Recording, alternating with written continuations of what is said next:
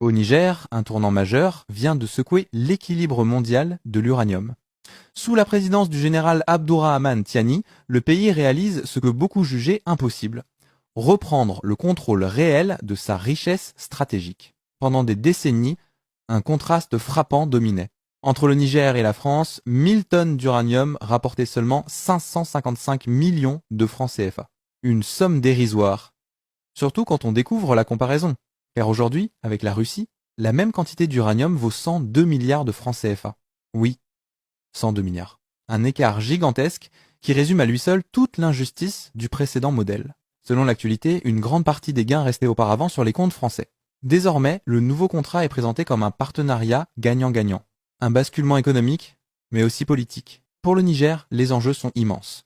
Plus de revenus, plus de souveraineté, plus de poids dans ses décisions. Et forcément, un rééquilibrage des relations internationales.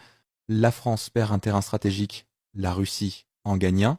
Pour la population, cette victoire symbolise un espoir. Celui de voir enfin les richesses du sous-sol bénéficier à ceux qui vivent dessus. Ce qui se joue ici dépasse une simple signature. C'est une déclaration, un message envoyé au monde. Le Niger défend désormais la vraie valeur de ses ressources, et cette fois, le pays ne compte plus laisser quiconque décider à sa place. La France pleure le prix de la perte de l'uranium nigérien. La perte d'une source d'approvisionnement comme celle du Niger concernant un combustible essentiel vient tester les limites de la souveraineté française sur l'atome. Le risque majeur serait de créer une dépendance vis-à-vis du Kazakhstan, premier producteur mondial d'uranium, un autre régime autoritaire pour lequel il est difficile de prévoir où le courant géopolitique vous emporte. Petit rappel, les autorités russes ont la main mise sur une énorme partie des importations françaises d'uranium naturel provenant du Kazakhstan et d'Ouzbékistan. Même si l'uranium que la France achète vient du Kazakhstan ou d'Ouzbékistan, la Russie contrôle en grande partie les routes par lesquelles cet uranium est transporté jusqu'en Europe. Les autorités russes gardent un levier stratégique important. Si elles décident de bloquer ou ralentir le transport, cela pourrait perturber l'approvisionnement de la France, même si ces derniers n'achètent pas directement à la Russie. Aussi, oui, le Kazakhstan commence à réduire sa dépendance à la Russie pour transporter son uranium grâce à la route transcaspienne. Mais attention, cette route reste plus compliquée, plus chère et moins stable politiquement. Pourquoi? Parce que l'uranium transite depuis le Kazakhstan vers la mer Caspienne, traverse ensuite l'Azerbaïdjan, la Géorgie et la Turquie avant d'atteindre l'Europe. Cela implique des changements de mode de transport, train, bateau, train, des temps d'attente aux frontières, un coût logistique plus élevé et pire, plusieurs zones de cette route sont géopolitiquement sensibles. Géorgie, Azerbaïdjan, la mer Caspienne, une zone stratégique disputée entre plusieurs pays avec des risques militaires ou diplomatiques. Or, avec le Niger, c'était beaucoup plus sûr pour la France. Le gouvernement français avait un accès direct et contrôlé. La France dominait diplomatiquement et militairement le Niger ou même le Sahel avec ses bases militaires. Donc, il n'y avait aucun risque géopolitique et surtout, il n'y avait pas assez d'intermédiaires pour le transport. La France a perdu la souveraineté stratégique sur l'uranium. Les trolls diront oui, il y a le Canada, il y a l'Australie, oui, c'est vrai. Mais ce sont des marchés plus chers et déjà engagés avec d'autres clients. So we have some major developing news. The government in France is panicking because of what Niger has just announced. Niger has just announced that it is finalizing a deal with Russia to sell Russia 1,000 tons of uranium. And this is worrying France because France's uranium reserve is depleting and France was depending on Niger on this uranium. Now this uranium, instead of going to France, it is now going to Russia. The reason as to why France is worrying is because Paris was dependent on this uranium that was coming from Niger. But a company in Niger known as Sopamine is finalizing in a few weeks to sell all this uranium to Russia. This is coming at a time when uranium is very much needed in Paris because even the economy of France is collapsing. It is also coming when the countries are trying as much as possible to upgrade their nuclear weapons and also be ready for World War III. France was buying uranium in Niger at a very low price of $0.88 and selling it at $200. But from the time Russia came in, it is now buying this uranium at full price. And these countries are developing very, very fast. L'esclave qui n'est pas capable d'assumer sa révolte ne mérite pas qu'on s'apitoie sur son sort. Thomas Sankara. Ah, Sankara l'avait dit avec une clarté de prophète, mais il fallait qu'un pays ose transformer ses mots en action. Ce pays, c'est bien le Niger, longtemps traité comme le petit élève obéissant d'un maître exigeant. Pendant plus d'un demi-siècle, l'uranium du désert nigérien a traversé les mers pour allumer la tour Eiffel, mais n'a jamais illuminé la case du villageois à Arlit. Une ironie qui ferait même rire un caillou. Pendant toutes ces années, la France se comportait comme ce parent éloigné qui te rend visite chaque mois pour t'aider, mais repart toujours avec un sac un peu plus lourd. L'uranium, acheté pour des miettes, faisait briller Paris tandis que Niamey comptait ses ampoules. Et pourtant, personne ne disait rien. On murmurait seulement « c'est comme ça depuis l'indépendance ». Ah, cette fameuse indépendance à crédit. Mais un jour, le Niger a changé de ton. Le peuple, fatigué de la chanson coloniale, a décidé de changer la mélodie. Après le coup d'État de 2023, ce n'était plus du tambourin politique, non. C'était le grand balafon de la souveraineté. Les militaires, au lieu de tendre la main, ont serré le poing. Et la France, habituée à des dirigeants dociles, n'en croyait pas ses oreilles. Quand tu refuses d'être le marchepied, tu deviens le rocher sur lequel les autres trébuchent. Proverbe nigérien. Le Niger s'est donc dressé, fier comme un baobab en saison sèche. Il a dit « Fini les contrats injustes, fini les combines en coulisses, fini le pillage à ciel ouvert ». Et tout d'un coup, les télévisions françaises ont commencé à parler de crise énergétique, instabilité, menace pour la sécurité mondiale. Ah oui ? Quand c'est eux qui prennent, c'est du partenariat, mais quand l'Afrique réclame son dû, c'est une menace. Et pendant que Paris boude, Moscou avance tranquillement, sans bruit. La Russie n'a pas dit « donne-moi ton uranium ». Elle a dit « et si on travaillait ensemble ? Et si on formait vos ingénieurs ? Et si on bâtissait vos propres centrales ?» Voilà un discours que le Niger n'avait jamais entendu. La Russie a compris une chose simple. On ne gagne pas le cœur d'un peuple en lui volant son trésor, mais en lui apprenant à le transformer. Certains diront « mais attention, le Niger pourrait tomber dans une autre dépendance. » Peut-être, mais pour une fois, le pays a le choix. Et ça, mes frères, c'est déjà une révolution. Car le vrai pouvoir, ce n'est pas d'avoir des armes ou de l'argent, c'est de pouvoir dire non et d'être entendu. La liberté, c'est de pouvoir choisir qui te vole. Ironie camerounaise populaire. Alors, chers spectateurs, dites-moi, le Niger a-t-il raison de claquer la porte à la France ? Ou joue-t-il avec le feu en invitant d'autres puissances à la table ?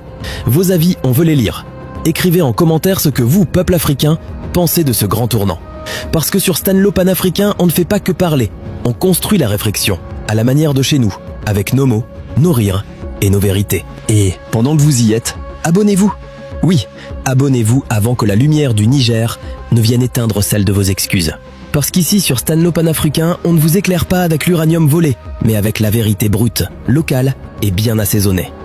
Si tu veux savoir qui te tient, regarde qui tremble quand tu te libères. Patrice Lumumba. Ah, mes frères, mes sœurs. Paris tremble. Oui, la capitale des Lumières, celle qui se vantait d'être la patrie des droits de l'homme, découvre soudain qu'elle ne contrôle plus la lampe. L'uranium nigérien, cette pierre jaune qu'on prenait pour acquise, est devenu le cauchemar des ingénieurs français. Imaginez la scène. À l'Elysée, on chuchote, on s'agite, on envoie des émissaires, pendant que les climatiseurs chauffent d'angoisse. Parce que, voyez-vous, sans l'uranium du Niger, les belles centrales d'EDF ressemblent à des casseroles sans couvercle. Pendant 50 ans, la France avait gardé ce trésor sous sa coupe, en profitant de contrats opaques signés à l'ombre des drapeaux et des discours sur la coopération. Mais cette fois, le Niger a osé souffler sur la poussière du mensonge.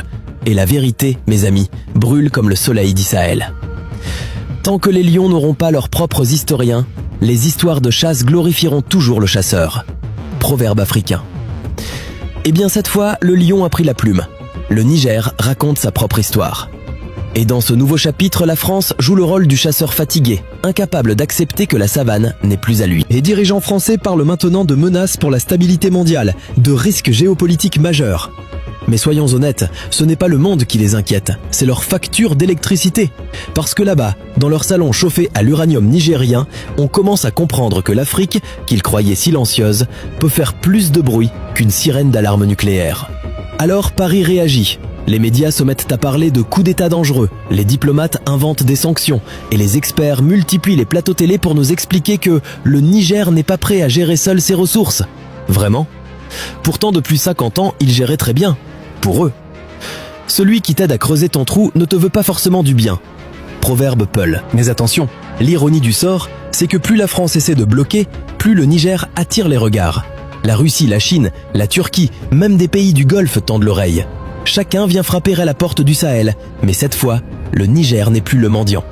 Il est devenu le portier du nucléaire mondial. Et le mot d'ordre est simple, qui veut entrer doit respecter. Et pendant que le monde se réorganise, Paris ne sait plus sur quel pied danser. Les réunions d'urgence se succèdent, les contrats sont réexaminés, les alliances se fissurent. Le Niger a sans tirer une balle mis en déroute toute une politique africaine vieille de 60 ans. Le jour où l'Afrique comprendra sa force, le monde changera de face. Kwame Nkrumah. Et nous y sommes peut-être. Oui, parce que quand un pays africain ose dire non, c'est toute une génération qui apprend à redresser le dos. Le Niger n'est pas seul. Derrière lui, le Mali, le Burkina Faso et même le Tchad commencent à accorder leur tambour. Et la musique qui s'annonce risque d'être trop forte pour les oreilles parisiennes. Alors, chers abonnés de Stanlo Panafricain, dites-moi, la France a-t-elle vraiment perdu le contrôle de l'Afrique ? Ou joue-t-elle encore une dernière carte cachée ? Pensez-vous que ces nouveaux partenaires, eux, seront différents ? Écrivez vos réponses en commentaire, parce que c'est dans vos mots que se construit la nouvelle chronique africaine. Et pendant que vous y êtes, abonnez-vous. Oui, vous là. Parce que si vous ne le faites pas maintenant, quand la lumière du Niger s'éteindra à Paris, il fera trop sombre pour trouver le bouton « S'abonner ». Stanlo Panafricain, c'est la voix libre de l'Afrique, celle qui rit, qui pique et qui dit la vérité sans costume ni filtre. Accrochez-vous bien, car la partie 3 va nous plonger au cœur du bras de fer mondial. L'uranium du Niger est devenu une arme politique et les grandes puissances se battent désormais pour un morceau du gâteau. Et croyez-moi, cette fois, le gâteau est radioactif. L'Afrique n'est pas pauvre, elle est pillée. Et elle commence enfin à dire stop. Wangari Maathai. Mes frères, mes sœurs, asseyez-vous bien car voici le moment où le sable du Niger se transforme en véritable champ de bataille diplomatique. L'uranium nigérien, ce métal jaune qui faisait briller Paris, devient soudain le trésor le plus convoité du globe. Et attention, ce n'est plus un jeu entre deux amis, c'est la valse des géants. La Russie, la Chine, la Turquie, tous avancent, chacun avec sa carte, son sourire et son carnet de chèques. Et le Niger, lui, reste là, assis sur son trésor, à jouer au maître de cérémonie. Imaginez la scène. Moscou débarque, sérieux comme toujours, avec son Rosatom sous le bras, proposant non seulement d'acheter l'uranium, mais aussi de former des ingénieurs, construire des centrales modernes, développer la médecine nucléaire. Une vraie leçon pour Paris, qui n'avait jamais songé à former ni transférer de compétences. Ici, l'ironie est totale. Pendant que l'Europe se pavane sur ses décennies d'exploitation, le Niger reçoit des offres qui semblent presque civilisées. Le plus grand danger pour l'Afrique, c'est que ses enfants croient que le silence est un consentement. Patrice Lumumba. Et regardez ce qui se passe avec la Chine. Elle veut une part de ce gâteau déjà extrait et stocké à Arlit. Pas question de se battre avec des mots doux, mais avec une présence économique tangible, prête à investir et à sécuriser ses intérêts. Même Ankara, la Turquie pointe le nez, espérant rafler une part du trésor, histoire de briller sur la scène énergétique mondiale. Le Niger n'est plus un spectateur, il est devenu le portier du Sahel, celui qui décide qui entre et qui reste dehors. Pendant ce temps, la France tente de maintenir ses anciennes alliances. Les diplomates appellent, les contrats se réécrivent, les médias s'agitent. Mais ici, mes amis, la France découvre ce que l'Afrique savait depuis toujours, qu'on ne négocie pas avec un peuple qui prend conscience de sa valeur. L'ironie est savoureuse, 50 ans d'exploitation et voilà que l'ancienne puissance coloniale est réduite à supplier pour un accès limité. Et ce n'est pas seulement une question de minerais, c'est un message politique, une démonstration de souveraineté. Le Niger, par son action, montre que posséder ses ressources ne suffit pas. Il faut aussi savoir quand dire non et à qui. C'est une leçon que beaucoup de nations africaines observent attentivement, en prenant des notes pour leur propre avenir. Alors, chers spectateurs, pensez-vous que ce nouveau ballet de géants est une chance pour l'Afrique ou un nouveau piège camouflé derrière des promesses brillantes? Dites-nous en commentaire et n'oubliez pas de liker si vous voulez que Stanlo Panafricain continue à décortiquer ses jeux de pouvoir avec toute la saveur africaine. Pendant que vous y êtes, abonnez-vous, oui, abonnez-vous. Ici, vous ne trouverez pas de discours politiquement corrects pour endormir les masses, mais des analyses qui piquent, qui font réfléchir et qui vous donnent le vrai panorama de ce que le continent gagne enfin à reprendre son destin en main. Accrochez-vous car la partie 4 va vous plonger dans le cœur de la panique française. Comment Paris tente de recoller les morceaux d'un approvisionnement nucléaire qui pourrait bien s'éteindre. Et ce n'est pas joli à voir. Quand tu enlèves la lampe du village, tu découvres qui dans la maison sait vraiment compter. Proverbe nigérien. Ah mes frères, mes sœurs, imaginez un instant, les beaux salons de Paris, les tours illuminées, les clignotants qui font rêver les touristes, et tout d'un coup, l'ombre d'une coupure plane. Parce que oui, l'uranium du Niger, cette lumière qu'on croyait éternelle, commence à manquer. Les centrales françaises, ces temples de technologie, se retrouvent comme des moulins à vent, sans vent. Et là, les visages se crispent, les téléphones sonnent et les réunions d'urgence se multiplient à l'Elysée. Pendant 56 ans, la France a pris l'uranium à vil prix, moins d'1 € le kilo. Aujourd'hui, ces stocks arrivent à leur limite. Et quand on creuse un peu, on réalise que même ces réserves ne sont pas toutes disponibles. Une partie est déjà allouée, l'autre en traitement. La marge réelle, à peine 1 an ou 2. Les ingénieurs du nucléaire grincent des dents et les analystes parlent de scénarios catastrophes pour l'hiver 2025-2026. Celui qui oublie le passé se retrouve toujours à demander la lampe à ceux qui l'avaient déjà volée. Proverbe africain. Pendant que Paris panique, le prix de l'uranium explose sur le marché mondial. Depuis le coup d'État, il a déjà augmenté de plus de 40%. Et si la France doit maintenant s'approvisionner ailleurs, elle risque de payer le double, voire le triple. Les factures d'électricité pour les Français ? Préparez vos porte-monnaies. Les experts pessimistes évoquent plus 100 à 150% d'ici 2027. Et pendant ce temps, le Niger, qui possède le minerai, continue de subir des coupures à Arlit. Ironie ? Non. Tragédie. Mais la panique ne s'arrête pas là. Les industries électro-intensives, aluminium, chimie, data center, commencent à frémir. Des centaines de milliers d'emplois pourraient être menacés si l'électricité devient trop chère ou instable. La désindustrialisation française, déjà bien entamée, pourrait prendre un nouveau tournant. Et tout cela à cause d'une Afrique qui ose enfin dire non. On ne négocie pas avec un maître si l'on accepte d'être son esclave. Proverbe sénégalais. Alors mes chers spectateurs, vous, qui regardez depuis vos villes, vos villages et vos quartiers, pensez-vous que la France peut encore reprendre le contrôle ou est-ce que le Niger tient désormais la lampe du futur ? Partagez vos avis en commentaire, parce que sur Stan No Panafricain, chaque opinion compte, chaque mot éclaire le débat. Et pendant que vous y êtes, abonnez-vous. Oui, abonnez-vous avant que Paris n'éteigne tout et que vous soyez obligés de lire les analyses à la chandelle. Sur Stan No Panafricain, nous gardons la lumière allumée, la vérité intacte et la satire bien piquante, pour que vous puissiez suivre l'Afrique qui reprend enfin son destin en main. Préparez-vous car la partie 5 va dévoiler les stratégies de la Russie et de la Turquie qui avancent sur le terrain avec méthode et patience, prêts à récolter ce que la France pensait tenir pour toujours. Celui qui apprend à lire le vent ne craint pas la tempête. Proverbe malien. Ah mes frères, mes sœurs, pendant que Paris transpire et que les bureaux du gouvernement français s'illuminent à coups de lampes torches d'inquiétude, d'autres jouent tranquillement leur partition. La Russie et la Turquie ne sont pas venues pour faire de la figuration, elles sont venues pour danser avec le Niger et leur danse est millimétrée. Moscou avance avec son armada de techniciens, ses offres d'infrastructures et ses promesses de formation. Ils ne viennent pas acheter 1 kilo de minerai, ils viennent construire un avenir. Oui mes amis, un vrai plan. Pas un coup de main opportuniste comme celui de l'ancienne puissance coloniale. Si tu donnes du poisson à un homme, il mangera un jour. Si tu lui apprends à pêcher, il mangera toujours. Proverbe africain. La Russie a compris que le Niger ne veut plus être un simple fournisseur. Il veut des ingénieurs formés, des centrales construites et une souveraineté énergétique solide. Et pendant ce temps, la Turquie, elle, joue la carte du commerce et de la diplomatie douce, offrant ses technologies et des investissements pour sécuriser une part du trésor. Le Sahel devient le nouvel échiquier où chaque coup est calculé, et le Niger, mes chers spectateurs, est devenu le joueur qui choisit ses partenaires et fixe les règles du jeu. La France, elle, regarde tout ça bouche bée, se demandant comment son ancien petit élève a appris si vite à dire non et à séduire d'autres puissances. La panique française devient presque comique, si ce n'était pas aussi sérieux. 56 ans d'exploitation et voilà que les anciens maîtres se retrouvent à supplier pour un accès limité, à inventer des procédures, des arbitrages et des menaces juridiques qui sonnent creux. On ne craint pas la lumière qui brille, on craint celui qui décide de l'allumer. Proverbe nigérien. Alors, mes amis, posez-vous cette question.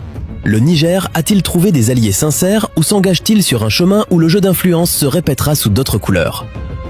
Écrivez vos avis en commentaire, parce que chaque opinion ici aide à comprendre cette nouvelle Afrique qui se lève. Et pendant que vous y êtes, abonnez-vous à Stan No Panafricain pour continuer à suivre ces négociations pas comme les autres. Ici, pas de langue de bois. On décortique, on rit, on ironise et surtout on comprend enfin ce que personne d'autre n'ose expliquer. Accrochez-vous, car la partie 6 va plonger dans l'impact concret sur l'Afrique et le monde. Comment ce bras de fer pour l'uranium transforme le pouvoir, l'économie et la souveraineté du continent. Et pourquoi le Niger est désormais le roi inattendu de ce plateau géopolitique. L'Afrique ne demande pas la permission pour être grande, elle prend sa grandeur. Julius Nyerere. Mes frères, mes sœurs, asseyez-vous, car nous arrivons au cœur du changement historique. Le Niger avec son uranium n'est plus ce petit fournisseur docile. Non, Il est devenu le maître du jeu, celui qui peut éclairer ou plonger dans le noir tout un continent. Pendant 56 ans, ce minerai a financé des lumières étrangères, mais la souveraineté africaine restait éteinte. Aujourd'hui, les règles ont changé, et croyez-moi, le spectacle est magnifique. Grâce à ce contrôle renouvelé, le Niger et ses partenaires africains peuvent désormais dicter leurs propres conditions. Fini le temps des contrats imposés, des prix dérisoires et des décisions prises dans des salons européens. La Russie et la Turquie sont des alliés, certes, mais l'Afrique garde la main. C'est un changement stratégique sans précédent, où chaque décision prise au Sahel influence désormais le marché mondial de l'uranium et par ricochet, l'énergie de l'Europe, de l'Asie et même des Amériques. Quand le lion montre ses dents, l'éléphant comprend qu'il n'est plus seul dans la savane. Proverbe africain. Ce n'est pas seulement une victoire pour le Niger, c'est un signal pour tout le continent. Le Mali, le Burkina Faso et même le Tchad observent. Ils voient qu'on peut reprendre le contrôle, négocier d'égal à égal et même attirer des puissances mondiales sans se vendre à vil prix. L'Afrique, longtemps spectatrice, devient acteur principal sur la scène énergétique mondiale. Les cartes sont rebattues et le jeu ne sera plus jamais le même. Et pendant ce temps, Paris tremble toujours, consciente qu'elle ne peut plus décider seule du destin de l'Afrique. Les menaces, les plaintes et les procédures juridiques ne suffisent plus. Les anciennes puissances coloniales apprennent à leurs dépens que le temps de l'exploitation unilatérale est révolu. Le pouvoir ne se donne pas, il se prend. Et parfois, il se reprend. Proverbe camerounais. Alors, chers spectateurs, à vous qui regardez cette révolution silencieuse, mais puissante, pensez-vous que l'Afrique saura transformer cette opportunité en vraie indépendance durable, ou est-ce le début d'un nouveau jeu de dépendance avec d'autres puissances? Dites-le nous en commentaire parce que vos mots ici comptent, et chaque échange éclaire ce que sera demain. Et bien sûr, abonnez-vous à Stalno Panafricain, restez avec nous jusqu'au bout de l'histoire et activez la cloche pour ne rien manquer. Ici, nous ne vous vendons pas des histoires, nous vous donnons la vérité africaine, piquante, ironique et toujours racontée avec le style unique qui fait de cette chaîne la loupe la plus incisive sur tout ce qui se passe sur notre continent. Si tu veux, je peux maintenant te rédiger la conclusion finale, marquante et engageante, qui boucle le reportage et laisse les spectateurs avec une question forte pour commenter. Veux-tu que je fasse ça? On ne conquiert pas la liberté, on la prend et on la défend tous les jours. Nelson Mandela. Mes frères, mes sœurs, regardez bien ce qui se passe. Le Niger a levé le rideau et montré à tous qu'une nation africaine peut enfin reprendre ses richesses, négocier d'égal à égal et imposer ses règles. Ce n'est pas seulement un coup pour l'uranium, c'est un signal historique pour tout le continent. Les anciennes puissances comprennent, parfois à leurs dépens, que l'Afrique n'est plus ce territoire silencieux à exploiter. Cette bataille pour le minerai révèle une vérité simple. L'Afrique peut dicter sa politique, sa diplomatie et son avenir économique. Les anciens maîtres regardent, impuissants, tandis que le Niger et ses alliés façonnent un nouvel ordre énergétique mondial. Et cette fois, ce n'est pas seulement une question d'argent, mais de souveraineté, de dignité et de fierté collective. Celui qui tient sa terre tient sa vie. Proverbe sénégalais.